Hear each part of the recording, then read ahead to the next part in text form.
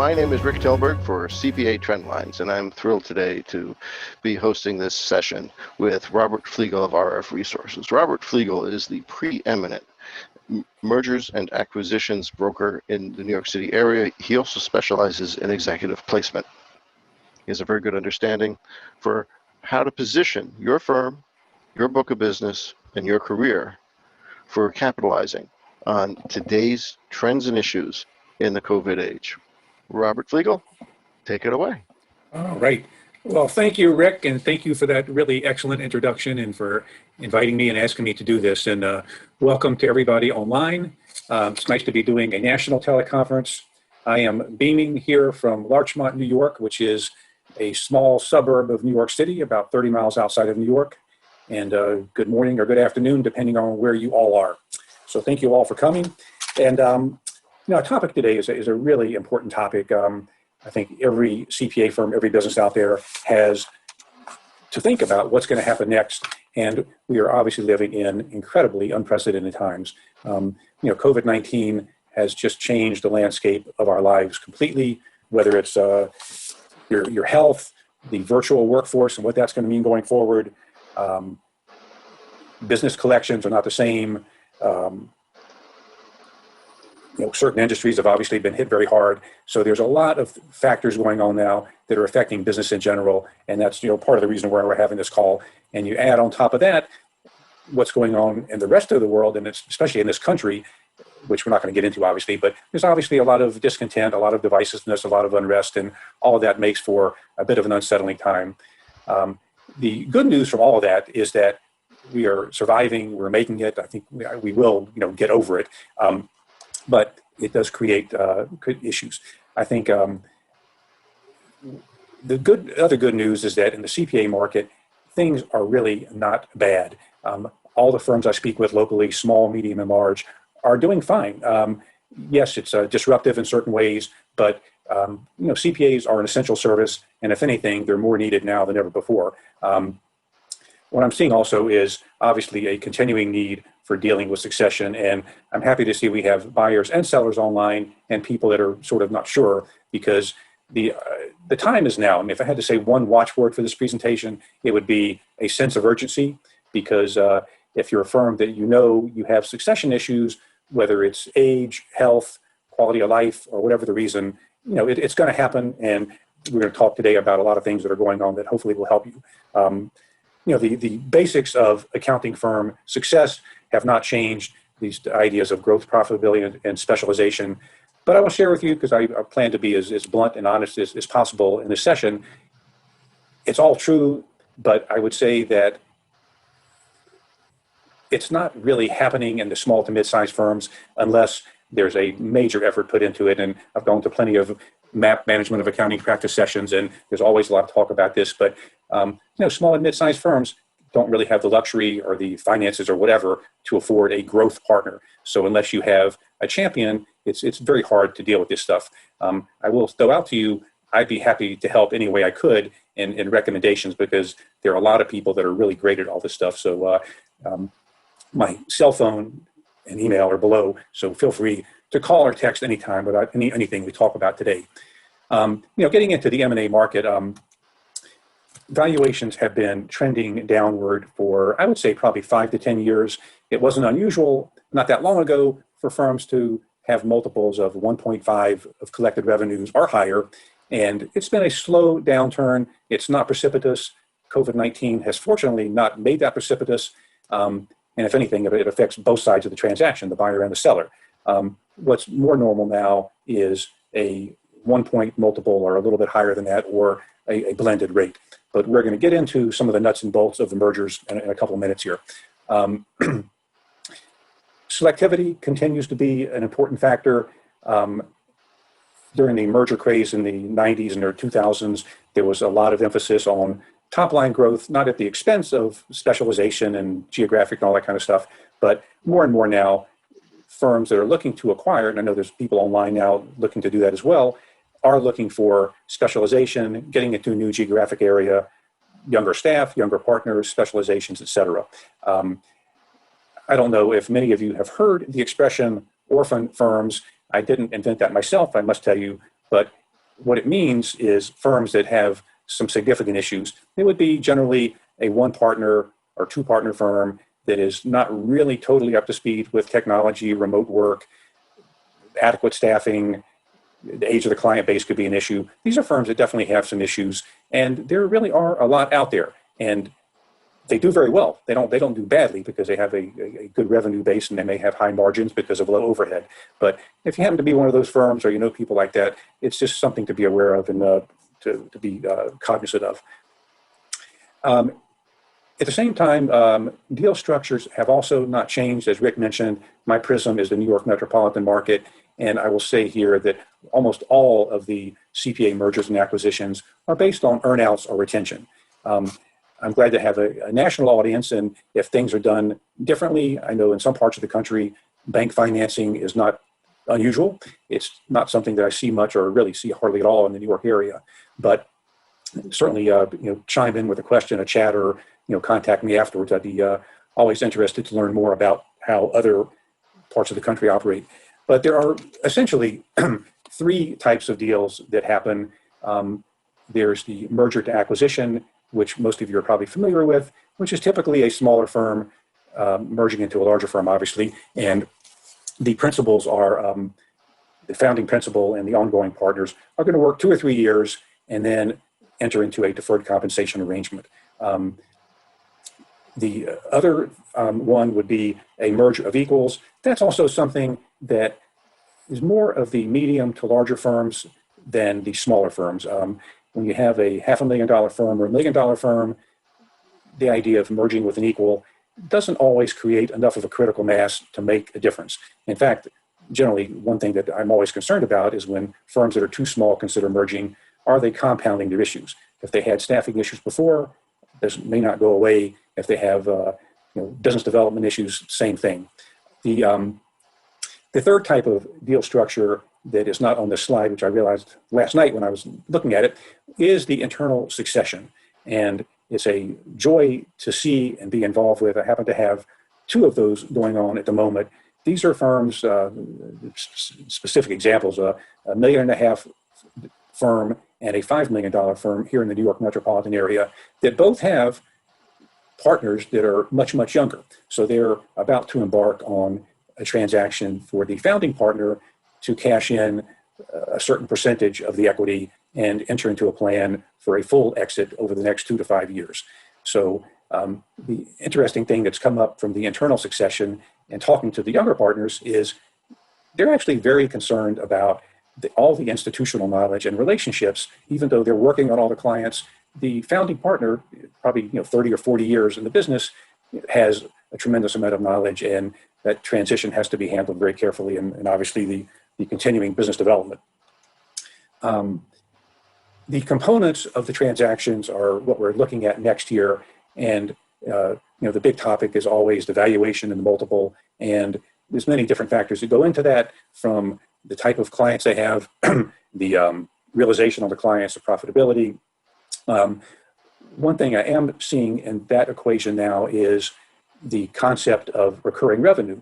Up until this year, recurring revenue was pretty easy to figure out. It was the last fiscal year, calendar year, most recent 12 months, and it was essentially what was collected, perhaps backing out any one-time special projects that were really not the norm.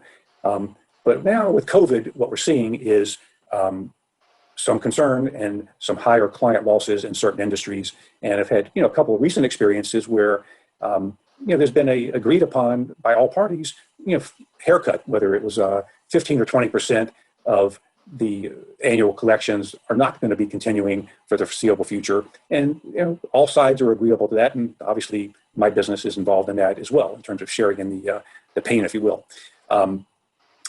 The other thing that can be done with valuation multiples, and I see more frequently, is what I will call a blended rate, where a firm might put a higher value on certain parts of the business and lower value on others, come up with a rate that sort of melds them all together. The big factors that need to be dealt with as quickly as possible in these discussions and are what's mentioned there, the compensation, equity, deferred compensation, and I would add to that the name of the firm. We'll talk about it a little more later, but the sooner those things are ironed out, the better, because it is obviously a very labor-intensive type of process. The last thing here is probably one of the more controversial, and I'm certainly curious by chat or otherwise what the audience feels about this, but obviously a demerger clause is something that almost every seller would like to have. Sure, it would be nice to be able to get out and no harm, no foul, and I would say that most acquirers would rather not. My feeling is I am not really in favor of those. I think that both sides should have as many meetings as necessary, as much due diligence, as much background checking, as much everything, and go into it with full force. It's going to work. The first year may be really, really difficult, but and if for some reason something unforeseen happens and it doesn't work out, work it out amicably as people, and nobody really wants to spend a lot of their time and money on litigation when it's just things. Sometimes things don't work. Fortunately, I can tell you it's a rarity. One of the other new things going on in the market, which again, I'm curious about other people's thoughts, I have not seen anything about COVID clauses where that was specifically mentioned in either a letter of intent or a deal document. I've spoken to a couple of attorneys in this area, and at this point, that is not considered, if I pronounced it right, a force de majeure. That would be one of these one-time earthquake, terrorism, one-time event that negates the contract. Most of you may have seen that term in a document of some sort. There are, I don't have to go into all the details, but there are four factors that affect whether an act is qualifying for that. But the bottom line is, something is not really a force de majeure unless it totally prohibits the other party from functioning, inability to function. And in the accounting firm world, even as bad as this pandemic is, it's not stopping firms from doing their business. So at this point, I don't see that being a major factor in the CPA merger market. So moving on.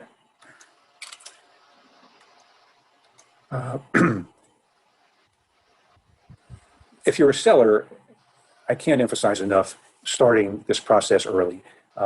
As mentioned before, based on your age and everything else, you're going to do something. It's going to be by far the biggest financial transaction you make in your life, and it's just so much better to be prepared and start early. And that's why I suggest a year or two and get the information that you need. It is a very involved process, and it's so wise to talk to people that have gone through the mergers themselves, whether it's friends of yours or people you can seek out, attorneys that are involved in these type of transactions, and even people like me, so that you go into it with your eyes wide open and don't spend a lot of time and not have things end up the way you want them to.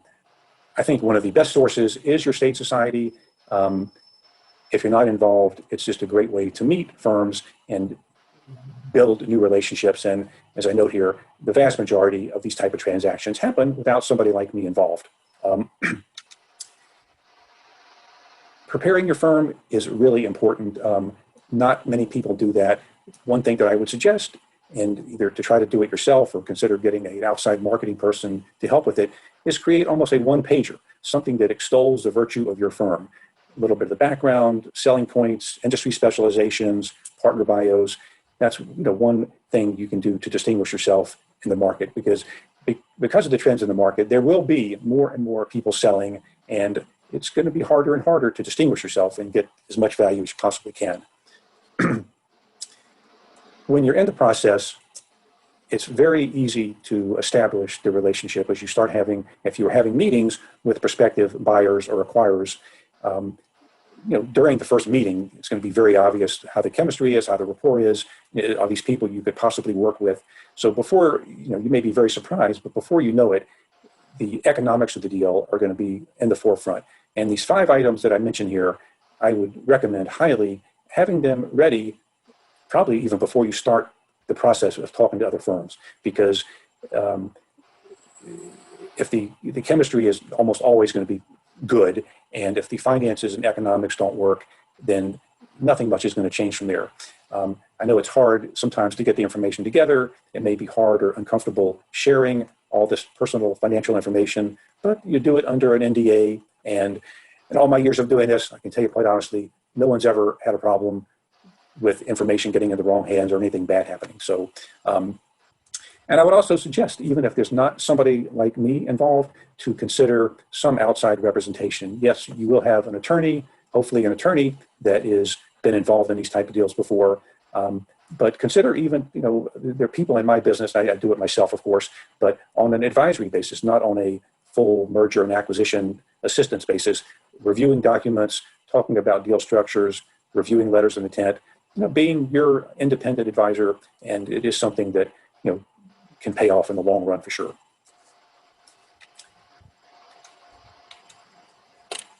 How many of you, I know you can't answer the question to me directly, but I would ask, how many of you have been involved in deal discussions to acquire practices or even merge your own practice that went on for a very long time, multiple meetings, and then didn't work out?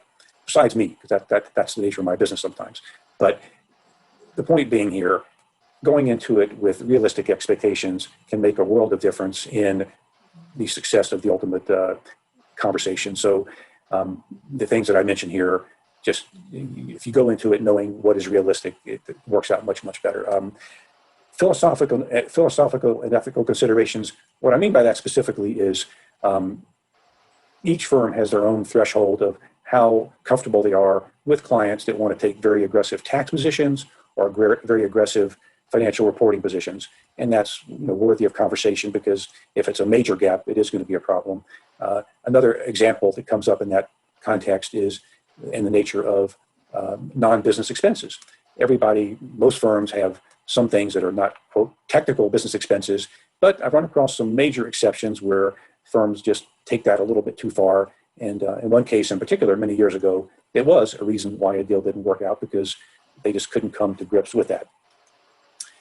I should have underlined the word any discomfort, because when you go through this process, if there's something that's troubling you, when everybody's on their best behavior, it's not going to go away. And I would go as far as saying, if you have any discomfort, just simply do not make the deal. Sometimes it takes some time to figure it out, but my personal experience is most of the time, the discomfort comes in terms of personalities, where you just don't feel that comfortable with somebody, whether it's too big of an ego or whatever the case might be. Anybody who's been involved in these deals knows that the first year is incredibly hard with all the different transitions, but that's just something you have to go into fully expecting it. I don't know that many firms do this, but I do highly recommend doing background checks, both sides on each other, the partner group. They're fairly inexpensive and worthwhile, because if something comes up that you couldn't find doing internet searching or other background checking, better to know. And what I'm talking about specifically is a credit check, criminal check, driver's license check, and others. It's probably, I'm guessing, $150 per person to do it, and you get a lot of information that can only make you feel good or having avoided a problem. Due diligence, talking to a group of CPAs, saying, why would I bring up due diligence? That's something you can do in your sleep, and I'm sure you can do that in your sleep. What I have seen, though, in my experience, is that it's not always done as aggressively or as fully as it should be. There's a trust factor involved. Sometimes there's a lot of excitement about making the deal, and it's not attacked as much as I would like to see. And specifically, I've been talking about making sure the cash receipts are there over the last couple of years, making sure there's not a problem with litigation or excess receivables, which might indicate some management issues. So there's a lot of things that could be dealt with. One of the handouts in this session is a due diligence checklist that I put together a couple of years ago, and I would certainly recommend, because it's extremely extensive and can certainly save you some time. In the transition plan, I put that almost in the same category as due diligence. A lot of times it's done a little bit too casually. I recommend a very detailed plan, the 10 or 20 steps in transition, what's the timeline for getting it done, and who's going to be responsible for it. I realize all these things take a lot of time, but obviously nobody wants to make a mistake. I wouldn't minimize the change in your life if you are a founding partner or senior partner at a firm and you are looking to need to merge, and you do find the right people to become new partners with. All of a sudden, you're not the one sitting in the corner office, you're not paying the bills, you're not deciding all the hiring and firing, and it can be a difficult transition. I think with the right new partner group, it becomes less painful, And the firms that are really good at this recognize that. I may be mentioning this out of order, but I also say for those of you that are acquirers, the firms that do the best at acquiring other firms do a fantastic job at figuratively putting their arms around the other founding partner, the other senior partners, making them welcome, and also not counting the days until they transition out. The firms that I know that do a lot of these type of deals very successfully, even after the buyouts, are totally happy with those partners staying around.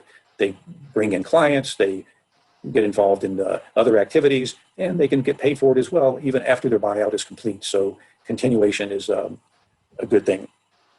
One other thing that I didn't mention, I'll just make sure there's nothing else here, no, is one of the other trends that's going on is mergers and acquisitions among a little bit of an older group. And I hope I'm not saying anything out of turn here, but there's a lot to be said, and I've seen some of these deals happening, of firms where the partners are not the retirement minded, it's not mergers of equals, but these are firms where the main active partners are in their mid to late 50s. And they have another 10 or 15 years to go, depending on health, and they can be a very viable merge-in prospect for those firms looking to acquire. The quote-unquote younger CPA firms made up of CPAs in their 30s and 40s, there, as you probably all know, there are not a lot of them out there. And let's be realistic. They want to be like you. They want to be their own boss. They want to grow their own firm. And so consider the firms that are a little bit more mature in terms of merging in. I think that is it on my end. That's terrific. I'll just end by saying it is a fantastic profession. I am honored to have been part of it for 35 plus years. It's still one of the most trusted out there, and everybody should be very proud of what they do for themselves and their clients. So continue all that good work. Robert, thank you very much. Terrific presentation, and you made it in under 30 minutes. That's why we call this a 30-minute flash briefing.